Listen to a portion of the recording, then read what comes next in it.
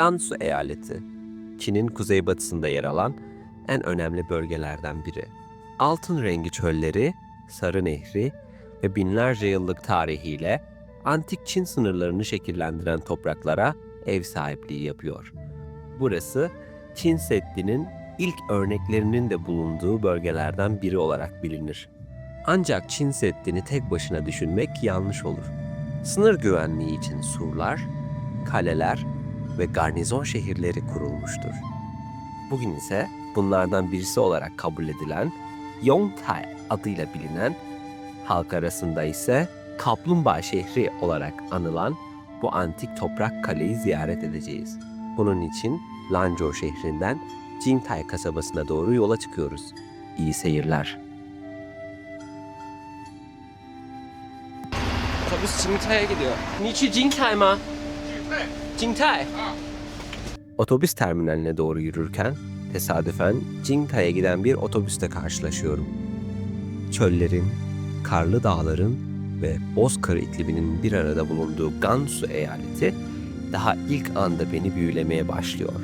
Heyecan ve merak duygusuyla geçen 3 saatlik yolculuğun ardından Jingtai kasabasına ulaşıyorum. Jingtai bölgesine geldik. Çok uzun değildi yolculuk. Bayağı güzel geçti. Burası otobüs istasyonu. Hava güneşli ama serin. Sıcak bir hava yok. Douyin üzerinden benimle iletişime geçen birisi oldu dün. Zhang Haichun isimli yerli birisi beni buradan Yongtai Antik şehrine götürmeyi kabul etti. Buradan sonra direkt olarak Yongtai Antik şehrine geçiyoruz. Hello. 我是土耳其的。土耳其的。土耳其，啊，对。对对对。你是永泰人？哎，我就是永泰人。永泰古镇。永泰工厂呀，它是明朝万历年间建的。明朝的。明朝的岳准期。现在有人住在永泰古镇吗？有啊。有啊。它大体上是搬完了，来那边开店的，开饭馆的。好好好，你们可以说 merhaba。merhaba，你新疆的吗？我是土耳其的。土耳其的，过来的。Arkadaşım geldi.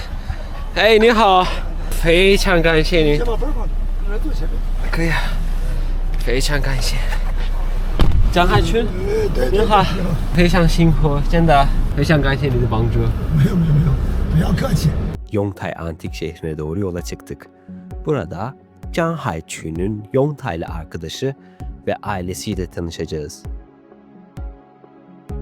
Ay, 你好，你好，好，你好，好，进。太冷，太冷。Arkadaşlar ellerim buz kesti.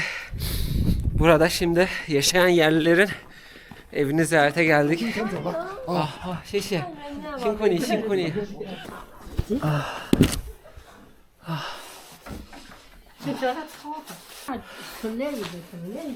你好，你好，你是哪来的？我是土耳其来的。土耳其，土耳其对。你叫什么名字？我叫李超云。李超越。对。你喝茶叶能喝吗？可以，非常感谢。您叫什么名字？张中华。张东华。哦，认识你很高兴，辛苦你，辛苦你。哦，谢谢。嬷嬷。谢谢。真的了。这，你在这烤。你们是汉族的吗？我们是汉族人。汉族人啊. Bana burada çay ikram ettiler.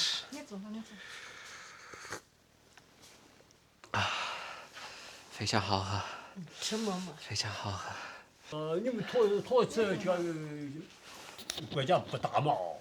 土耳其国家没有中国大，但是大的。对，大人，你人口没有我们中国没中国人多嘛？你的国家没有我们的国家大嘛？当然中国大，中国更大。就是在我们发展也更大。我们的国家在欧洲和亚洲中间的一个国家。国家跟人家国家小不太大。也是大，但是没有中国大。这个肯定另外一种。我都在四川大学。你是四川现在还读大学？研究生研二。研究生。对。我的专业就是中文。你说的是中文？对，我学中文。他的专业就是中文。是的。你是四川成都的吗？什么人？对，我从成都来的。你不喝，你一直住在这里吗？是不我是？这做了10几代了，是不是很冷？也不不太冷，不太，不太冷，说不冷气吧也习惯了。冷着呀。他们已经习惯了吗？说冷气，说热气也不热，说太冷气也不太冷。农村的情况不太方便，没有医院，没有吃的东西很多，什么问题的时候，你们怎么会去金泰？我们有公公交嘛，交车呢，也方便着呢。有车吗？还有私家车。他们有车，自己也有车，还跑公交车的呢。那挺好，早上9点，挺注意健康，真的，不要生病，在这里真的很冷。你们为什么在这里住的？还有你们的家人什么时候搬家这里400多年。 ？400多年。对，我下人是带来的时候是2个人，他弟兄2个，他们是当兵的。哇哦这是明朝这个扎哈兵的地方，是个庇护地方。 ，400年多，他们的孩子，你们的爸爸妈妈，他们都住在这里吗？就我们13代是，那他上15代人了，他是我孙子，我儿子14代，他15代了。很有意思，真的很有意思。这个城市，这个土城是明朝时候打的，对，就是我们的先人打造的，这是当兵的来以后打造下的，当兵的打的这城市。我的先人是我老家人是陕西人，是大山的那个山。我老家是陕西人，是大山的那个山。那你现在你的工作是什么？我是个农民，有啥工作呢？原来我们就是主要种庄稼、养羊、放羊。你们爸爸妈妈的有没有照片？那是我爸爸。他是您de baba. 对 Kıyın ama. 对， Bu görmüş olduğunuz fotoğraf buradaki amcamızın babasıymış. Asırlardır bu aile bu köyde, bu sınır karakolunda yaşamakta. Ve bu görmüş olduğunuz fotoğraftaki bu kişi buradaki amcamızın babası. 他的衣服非常清朝的，对，清朝朝。清朝. Bu Çin Çağ'a ait bir resim. Orijinal bir resim ve gerçekten çok eski. Çok eşsiz. Bakın burada ise tütsü yakıyorlar onun anmak için, onun adına. Burası gerçekten çok eski bir yer. Asırlardır bu insanların yaşadıkları, asırlardır bu insanların yaşamlarını sürdürdükleri bir köy, bir kale diyebilirim sizlere. 我姓李，你姓啥？就是我意思。我的姓 Aslantaş. 对你谁是说 Aslantaş? 对， Aslantaş. 咱今年说我说不上。我的名字就是 Halil. 翰林，你们可以说 Halil. 翰林，哈里，我的姓就是阿斯兰塔斯. Aslan Tası. 阿斯兰塔斯。 对.对. Arkadaşlar ben normalde çoraplarımı eldiven olarak kullandım ama burada teyzemiz bana eldivenlerinden verdi. Gerçekten çok inceler, gerçekten çok iyiler. 你们可以说 Merhaba Türkiye. 马哈巴， Türkiye. 全世界，全世界，说可以。对. 你好土耳其的意思. 你好，同学。 Şey,辛苦. Arkadaşlar kat giyindim. Halimden gördüğünüz kadarıyla gerçekten burası çok soğuk. Şu anda görmüş olduğunuz bu ev, bu ailenin asırlar boyunca yaşadıkları antik bir ev. Aile geleneklerini bu şekilde sürdürmekteler. Duvarlara bakarsanız duvarların topraktan olduğunu görebilirsiniz. Duvarların tamamen topraktan yapılması. Okuduğuma göre bu bir strateji açısından da önemli ve çok antik bir yapı olduğu için bu bölgedeki genellikle kaleler ve duvarlar bu şekilde topraklardan yapılmış. Bir nedeni bu topraktan yapılmış duvarların top mermisini çok iyi bir şekilde enerjisini yuttuğu ve bu yüzden yıkılmalara karşı önlem aldıklarını söylediler. Sıkıştırılmış topraktan bu duvarlar inşa edilmiş. Görmekte olduğunuz bu kısım ise duvarlara saldıran düşmanlara yan taraftan ateş açmak için açılan bir siper aslında bu kısım. Drone çekiminden de görebilirsiniz. Bu görmüş olduğunuz kale inşa edildiği yıllarda bir kaplumbağa şeklinde, kaplumbağa biçiminde inşa edilmiş. Yukarıdan baktığınızda bir kaplumbağa şekli görebiliyorsunuz. Bu açıdan da çok ilginç. Neden? Çünkü Çin kozmolojisinde kaplumbağa uzun yıllar süren yaşamı sembol eder. Bildiğiniz üzere kaplumbağanın büyük, sert bir kabuğu vardır. Koruma amaçlı. Bu da bir başka anlamı. Bu yüzden bu antik şehir tamamen bir kaplumbağa şeklinde inşa edilmiş. Ah, 他们就是什么？啊，小豆豆，小豆豆，小扁豆，带着土耳其它是吃的吗？哎就这么直接吃特产，直接吃。啊，你直接吃。 Bu görmüş olduğunuz bakliyatı yemem için verdiler şimdi. 嗯，托马子这里吃香。 Tıpkı dediğimiz çekirdeğin tadı var arkadaşlar. Niye şey Yongtai ma? 啊，云泰人， Cuzayceli. 哎，就在这里。 İşte burası Yongtai İlkokulu. Çin Batı senteziyle açılmış çok eski bir okul. 100 yıllık bir okuldan bahsediyoruz burada. 2014 yılında tamamen eğitim hayatına son vermiştir ve bugün günümüzde bir müze olarak kullanılmaktadır. Haydi gelin birlikte bu ıssız antik şehirdeki Yongtai İlkokulu'nu keşfedelim.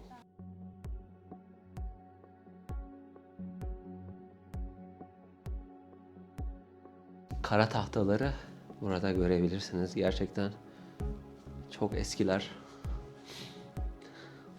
Burada Yongtai İlkokulu'nun tarihini, tanıtımını yazmışlar. Tamamen el yazısı, tebeşirle yazılmış yazılar.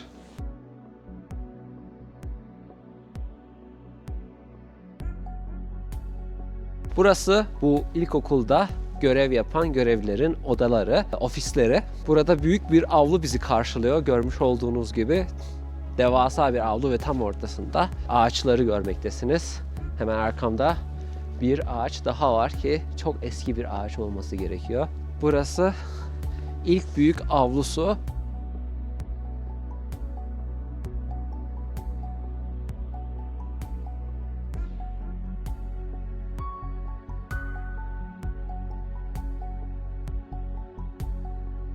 Çok ilginç antika eserler var.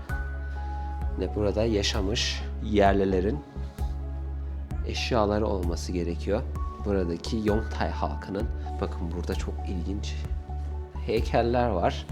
Tamamen kilden yapılmış bu ilginç heykeller. Burada bakın çok güzel bir heykel var. Ölüm döşeğindeki bir adamın betimlemesi, gülen insanların heykelleri. Burada tarım yapan insanlar, atlar kullanılarak tarım yapan insanlar. Burada yine farklı çeşitlerde. Bakın mitolojik domuz karakterleri. Bütün hepsinin kilden heykelini yapmışlar. Burası Yongtai antik şehri. Kaplumbağaya benzer bir şekilde inşa edilmiş. Burada ise Mao Zedong'un bir resmi yer almakta. Burada bir portresi. Burada çok eski, buradaki yerliler tarafından kullanılmış kıyafetler yer almakta. Başlıklar. Gerçekten çok eskiler. Ve söylendiğine göre bunlar orijinal burada yaşamış yerlilerin kullandığı eşyalar ve kıyafetler. Burada bir hanfu yani geleneksel Çin kıyafeti.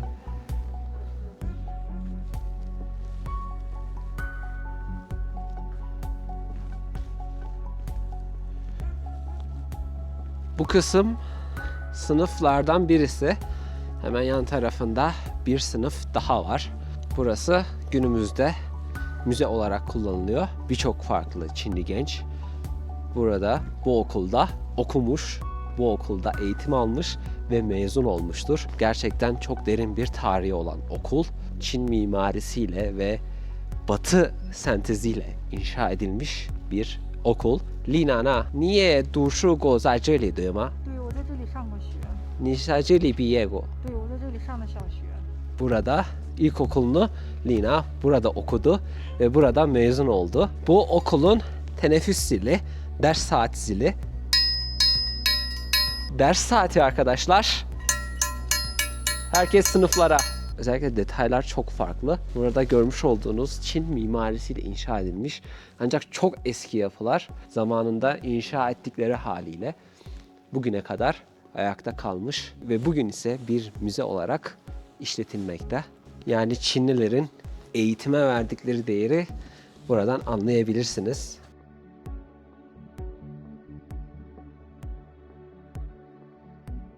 Buraları göstermek istiyorum. Bakın burası tamamen terk edilmiş.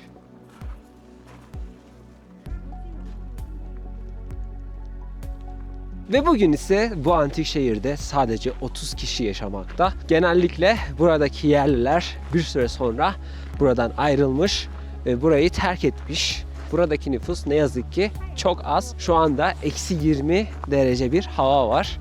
Ve gerçekten rüzgarlı, çok soğuk bir hava. O yüzden bu kadar kalın giyindim. İçerimde 5 kat kıyafet var. 2 kazak, bir ceket, bu ve içerisinde tişört. Bu şekilde sizler için video çekimi yapmaya çalışıyorum. Lütfen YouTube kanalıma abone olup videomu beğenmeyi unutmayın. Tapınağa geldik. Şimdi tapınağa giriş yapmaya çalışacağız. Tabii ki kapısı açıksa.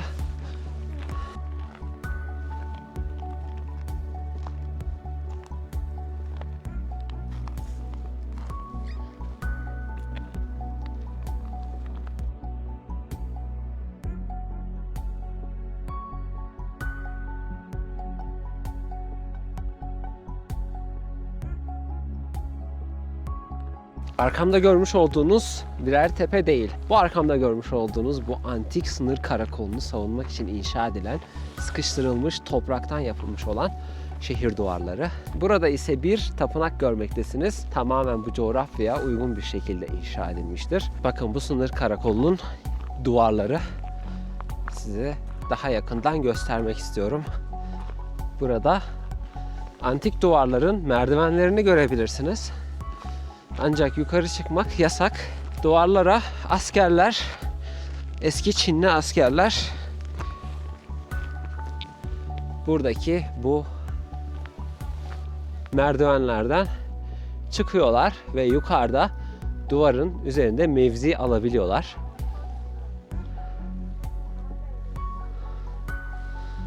Burası şehrin bir başka kapısı. Duvarlar 10-12 metre yüksekliğinde genellikle. Harap olan bölümleri fazla. Çok fazla harap olan bölümü var. Bakın burada örneğin harap olan örnek bir bölüm var. Tamamen yıkılmış.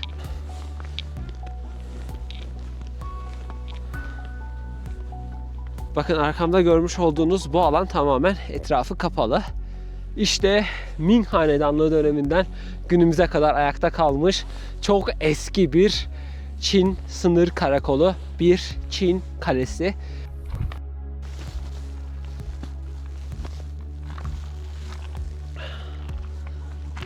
Hepimiz Çin Seddi'nin ne kadar devasa büyük bir yapı olduğunu biliyoruz.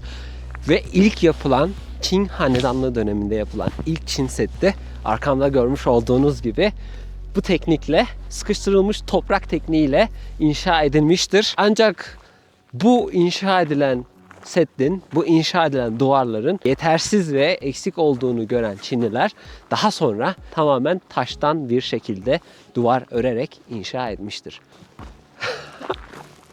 Burun kıllarım bile donuyor şu an.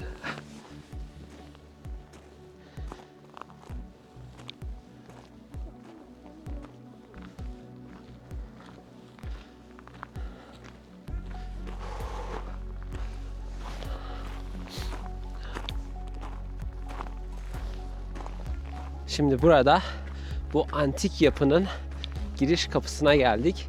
Bu giriş kapısının önünde fotoğraf çekilmek istiyorum ve size de giriş kapısını da göstermek istiyorum. Antik Çin şehirleri aslında benzer yapılarda inşa edilir.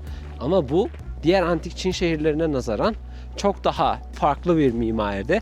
Taş duvarlar yerine sıkıştırılmış kum kullanılmıştır. Ve bakın burası bu inanılmaz yapının giriş kapısı.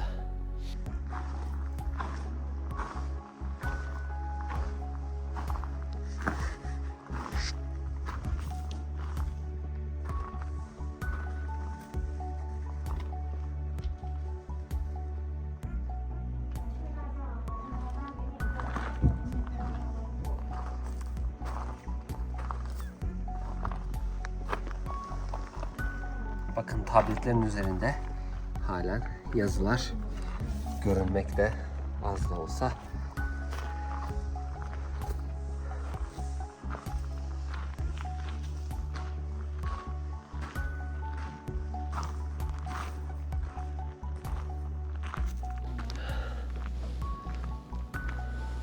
Bakın hiçliğin ortasındayız ve gerçekten hiç kimsecikler yok. Yongtai Antik Kasabası ya da Oyontai Antik Şehri. Burada halen kar ve buz olduğunu görebilirsiniz. Burnum donuyor. Görülüyor mu bilmiyorum ama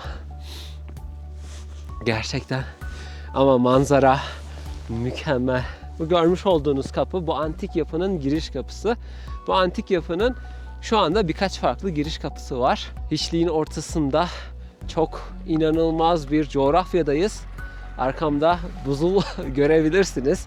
Çok soğuk burası ve burada bir tapınak var, küçük tapınak. Ancak bu küçük tapınak ne yazık ki kapalı.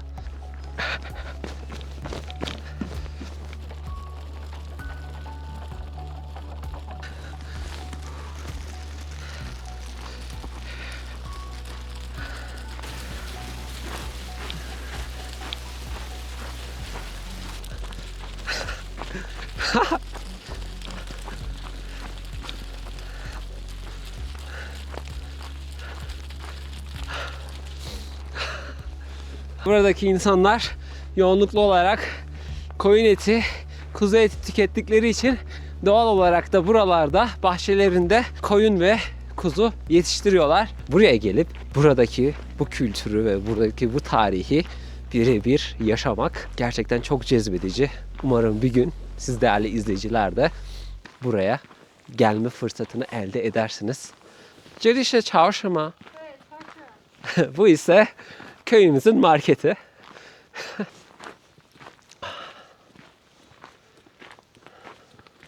Bakın çok güzel bir mimari bir ev ama burada yaşayanlar burada artık yaşamıyorlar. Burayı terk etmişler. Bu antik yapının içerisinde tam 5 tane su kuyusu bulunmakta. Buradaki insanların içtikleri, yemeklerinde kullandıkları su bu kuyunun içinden geliyor. Kıyı kayma. Açılmıyor ama bu su kuyularından 5 tane var. Bu su kuyularının bulunduğu noktalar ve konumları kaplumbağanın iç organlarını temsil ediyor. Çin'in Feng Shui tarzında inşa etmiş olduğu yapılardan birisi ve tamamen Çin kozmolojisinde büyük bir öneme sahip olan yapılardan birisi. Ve burası da bu yüzden bu şekilde inşa edilmiştir. Burada yaşayan antik Çinliler zamanlarını nasıl geçiriyorlardı? Arkamda görmüş olduğunuz büyük bir yapı var ve bu yapı eski bir tiyatro. Burada insanlar birlikte tiyatro yapıyorlardı, gösterileri izliyorlardı, dans ediyorlardı, şarkılar söylüyorlardı, konserler veriyorlardı. Antik Çin müziklerini buralarda çalıyorlardı ve birlikte eğleniyorlardı. Bu açıdan da burasının önemi çok fazla. Ancak gördüğünüz gibi şu anda harap olmuş halde ve kullanılmıyor. Gerçekten ham bir tarihin ortasındayım. Burada sizlerle birlikte olmaktan dolayı çok mutluyum. Hayatlar, ölümler, kayıplar ve mutluluklar 400 yılı aşkın süredir bu surların içinde birikmiş. Şehir duvarlarının bir kısmı zarar görmüş, bir kısmı ise tamamen yıkılmış. Savaşların izleri hala duvarlarda ve detaylarda görülebiliyor. İnsan merak etmeden duramıyor. Burada neler yaşandı, nasıl savaşıldı, kimler bu topraklarda hayatını kaybetti. Ama artık savaşlar sona erdi. Yongtai asırlar sonra hala ayakta. Burası Ming Hanedanlığı döneminin askeri mimarisini en saf haliyle yansıtan önemli yapılardan biri. Hem sınırları korumak, hem İpek yolunu korumak, hem de Çin'in batıya açılan kapısı olan Hexi koridorunun güvenliğini sağlamak amacıyla inşa edilmiş stratejik bir kale. Bugün burada yalnızca birkaç ailenin yaşadığı küçük bir yerleşim var. Ancak Yongtai, Çin medeniyetini anlamak için eşsiz bir açık hava müzesi. Kim bilir, belki atalarımız yüzyıllar önce burada karşı karşıya geldiler. Kimileri kazandı, kimileri kaybetti. Ama bugün tesadüfen de olsa Burada birbirinden güzel insanlarla tanışma fırsatı buldum.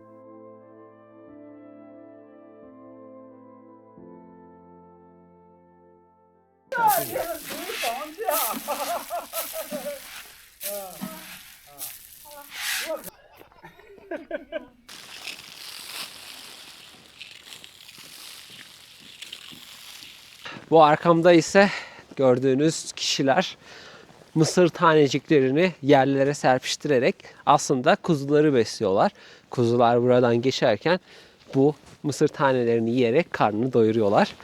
Burada onlara bu şekilde bakıyorlar ve bu şekilde besliyorlar.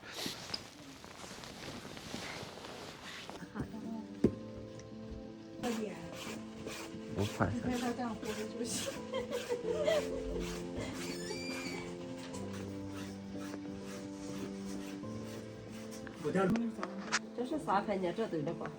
这是我们这边的和尚头辣条子，我们特色。 Aa.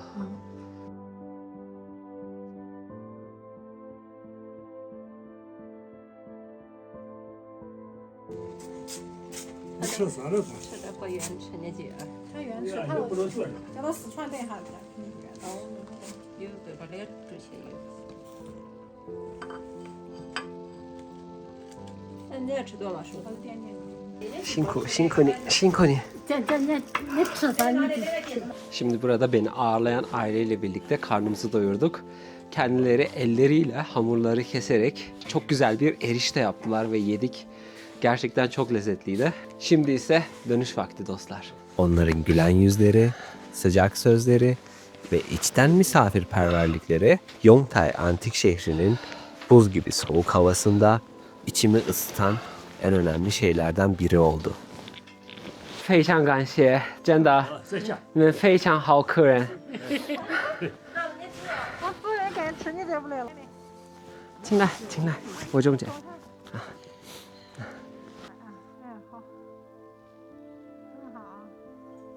我们土耳其有一个文化，你们是我的老人，我们非常感谢，非常感谢你们，辛苦你们。有机会我可以又再来，再来看你们，非常感谢。就是。拜拜。你们不要麻烦，你们麻烦。Gerçekten çok misafirperverlerdi.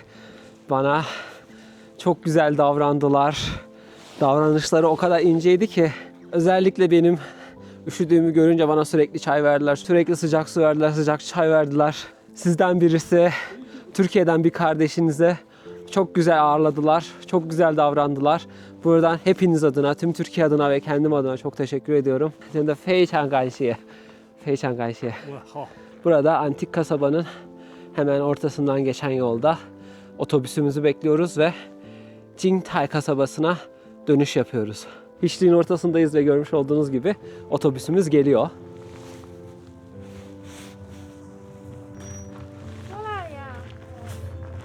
Bye bye.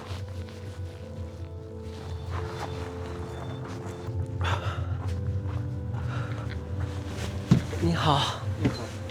Bu antik askeri kalede bugün savaş yoktu. Bugün barış vardı, mutluluk vardı, saygı ve misafirperverlik vardı. Çin tarihi ve Türk tarihi çok derin izlere sahip. İki farklı büyük kültür, iki farklı büyük medeniyet. Görmüş olduğunuz gibi burada Çinlilerin Çin Seddi'nin hemen iç tarafına inşa ettikleri çok ilginç bir antik sınır karakolunu ziyaret ettik. Videomu beğenip kanalıma abone olursanız bana destek olabilirsiniz. Sizlere Çin'in Gansu eyaletinden bolca selamlar. Kendinize iyi bakın. Hoşça kalın.